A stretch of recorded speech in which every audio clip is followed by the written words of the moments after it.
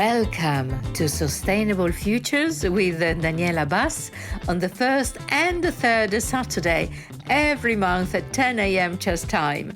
Join me for in-depth conversations, exclusive interviews and strategic insights with industry leaders, policymakers and innovators shaping our future. We'll explore how integrating social fairness enhances business and impacts sectors like fashion, food, tech, tourism, sports, and more towards a sustainable social change. Every organization gets stronger by challenging itself, so do we. I know it from my own life experience as a woman with a disability who understands the power of resilience, communication, and of thinking out of the box, and as a female executive leader at global level on social sustainability and inclusion. Be inspired, learn, and gain insights. Tune in, think different, and act with purpose. Good morning, good afternoon, and good evening in whichever part of the world you are. The world and the business community is increasingly aware and concerned about the intersection of social and environmental issues. They want to understand how environmental sustainability and social fairness can be integrated into a coherent strategy, especially in the context of climate change and resource management. So with us today, we have a world expert helping us to explore the past, present, and the future dimensions of this interaction. My guest is Mrs. Mc Alpine, with whom I have the pleasure to work with about a decade ago. Yes. We were both executives at the United Nations. Hello, Jen. Hi, Daniela. Nice to see you. How are you doing there? I see the beautiful background. Are you in the woods or in a forest? It's a small urban park on a river here in Southwest Michigan. I moved back here to take care of my mother, who finally passed away when she was 99 and 11 months.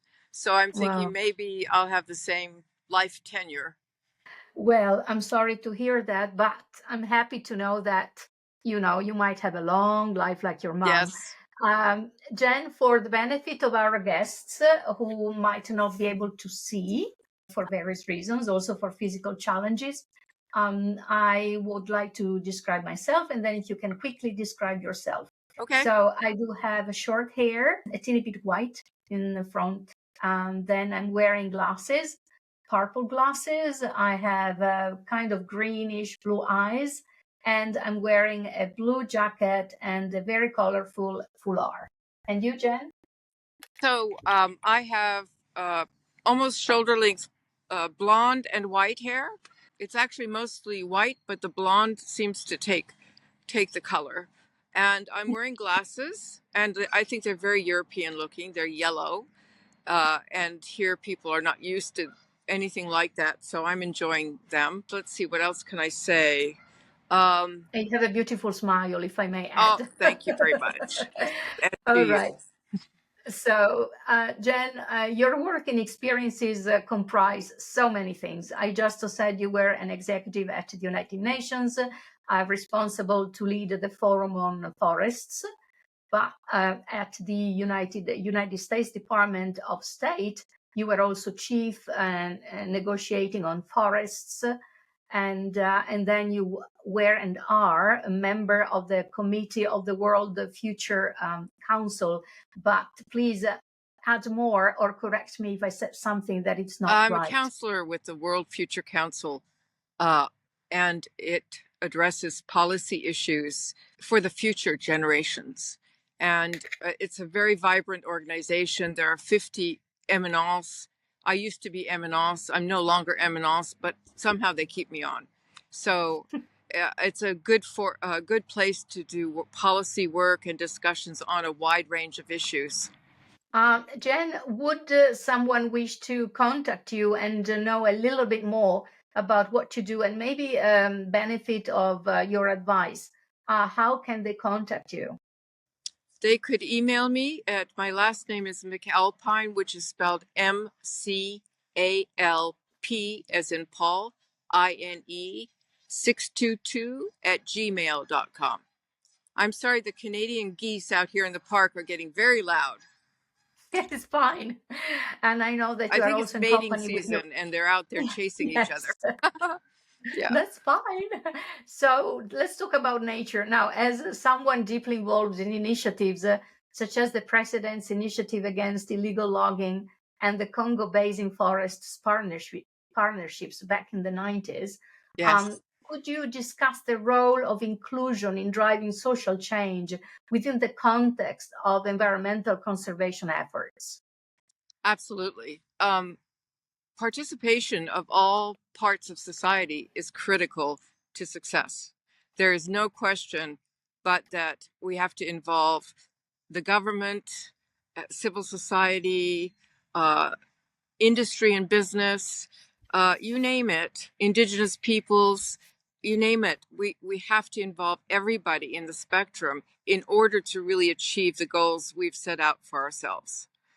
The United Nations Forum on Forests has now been in existence for a number of years, and 20 years, I think, at this point.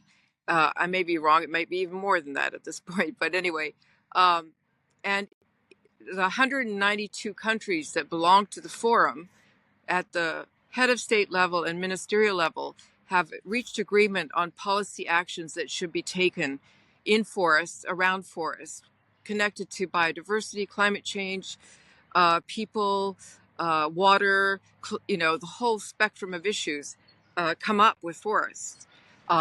So in that case, it's absolutely critical we have all of those parts of society engaged. In the Congo Basin Forest Partnership, civil society was also critical. And there was a Yaoundé summit, which among others, World Wildlife Federation and others sponsored in Yaoundé. It must be now maybe 20 years. But when we put the Congo Basin Forest Partnership, it was with the objective of achieving the policies and goals laid out by the heads of state in that summit. And it has been extremely successful. It allows donors to give money through their own mechanisms. So there's no centralized fund, but they can go on using what vehicles they have. And the good news about that is that the principle of participation of all aspects of government, of civil society, are a must in that case. So I think it's absolutely critical. So, how do you believe, Jen, that your extensive experience in leading international negotiations and policies, you just mentioned them, related to forests, has influenced the business sector's approach to sustainability and also eco-efficiency? Well, I wouldn't attribute it only to forests. Since the World Summit on Sustainable Development in Rio in 1992, participation by all levels of society, including business and industry, were emphasized. And subsequently, the UN system has engaged business and industry far more effectively than in the past. It's not good enough yet because there has been a sort of a backlash in some business and industry sectors against environmental policies and goals and regulations and laws. We see it most clearly here in the United States right now, but in fact, with time, I think there are a number of organizations that have engaged business and industry. They have set up their own goals, the Millennium Goals and others. So in the case of forests in particular, initiatives such as the President's Initiative Against Illegal Logging, which played out through the trade and environment and also other programs, it's been absolutely critical to have business and industry involved. The results have been, in particular, I want to highlight Europe, which has done a great deal to establish laws and regulations, policies around forests and the materials coming from them. Timber, for example, of course, is the major one. Mm-hmm. And in the case of timber, the EU has put in place a number of requirements requiring information on the chain of custody, say, of logs coming from a certain country. Were they sustainably managed? Were they legally sourced, etc.? And so Europe has been putting in place these requirements, and it's extremely effective. Now, in the United States, we also have a number of laws that have worked quite effectively. We actually were able to enforce against mahogany imports with Brazil when I was working with the Executive Office of the President, because um, the logs were being certified without actually knowing any of the background. And President Lula at the time, the first administration of Lula, declared that their timber was illegally harvested. President Lula from Brazil, for those who Yes, the might not remember. Mhm. first term. Yes. Well, I would like to ask you, actually, you mentioned also trades. So considering the work you did at the intersection of trade and environment, particularly in establishing governmental advisory committees, Jen, how do you see industries like fashion, sport, or tourism contributing to global sustainability efforts? And what role, in your view, can artificial intelligence play in enhancing their impact? Right. Well, in the case of the president's initiative against illegal logging, the requirement that the product be legally sourced has become a really critical issue.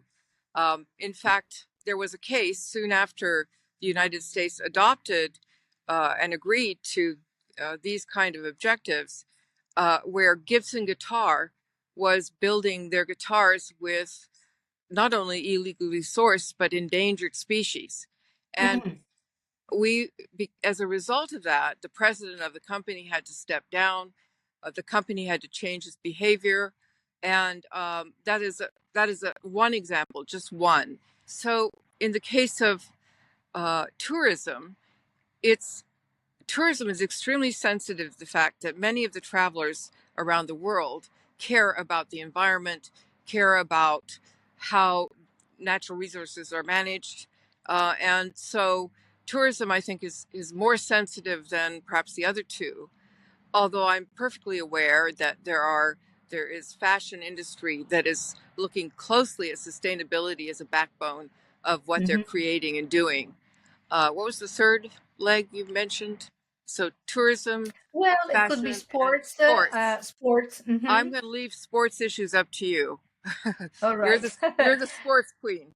I'm not Thank sure. I'm not sure that what we did in forests directly impacts on you. sports, but Um, uh, people who I play was, sports are also concerned citizens about the environment. So, yes, indeed. c'est la même Indeed. chose. Hein? Oui, c'est la même chose. It's the same thing. Jen, what about indigenous peoples and forests? Talking about Oh, social fairness well, and as business. you may know, about at least 1 billion people live in and around forests around the world. Mhm. And the groups the most critically affected by what changes occur in forests or management of forests are indigenous peoples. There's absolutely no question. And it has become a major priority to work on both integrating their views, making sure that the changes that happen are transparent and that they are allowed to influence and have their say about these issues and be heard and change occur as a result. I think actually Enforce has been quite successful. Uh, just a little matter of history, United Nations Forum on Forests and its predecessor were the first UN bodies to allow NGOs and other civil society groups, business industry, others, to speak during their sessions. We only had one, and we were the first UN body to do that. And we also permitted them to sit in the breakout rooms at night when we worked, and these were critical ways to really get a much broader perspective on what was necessary. So yes, indigenous peoples is par excellence one of the groups that has to be targeted first. Jen, let's dig now into the past, present, and future. 3 questions. All Mhm. right. So the one related to the past. Yes. And I'll start by saying, once upon a time. By looking back at the past, how do you think actions, some of your actions, you may suggest one, for instance, now, from the past, had an impact, and where are we today? One of the initiatives I was able to do when I was with the Executive Office of the President was to work with the UN Security Council and get the first ever timber sanctions in the world against Mm-hmm. Liberia.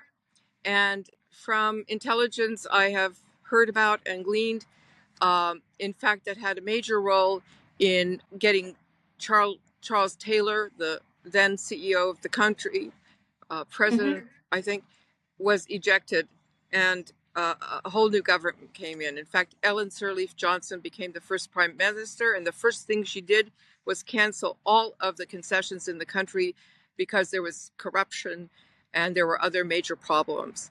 So that's just one example in the past where we've been able to have an influence. Oh, thank you for this, for sharing this in this experience. And in the future, I will also have an interview with David Luna. He used to be a diplomat, U.S. diplomat, Oh, and I he's know also David, dealing a lot. yes. Yes, he's dealing a lot with anti-corruption. So I will pick up also this topic with him and see how he further develops it. Thank you. Excellent. Now, yeah, let's. So you know David. Well, I've met him, put it that Well, way. Yeah. yes, okay. No is a whole different story. Okay. So present. Let's move to the present now. Yes. So what innovative strategies implemented in you choose a topic now. You tell me which one implemented successfully promote social equity and inclusion within sustainability initiatives. Well, I think in the area of chain of custody or knowledge about where your product comes from, was it sustainably managed? Was it in compliance with the laws? All of Mm-hmm. those issues we've already talked about. The There are major certification programs, and also other mechanisms for identifying the chain of custody.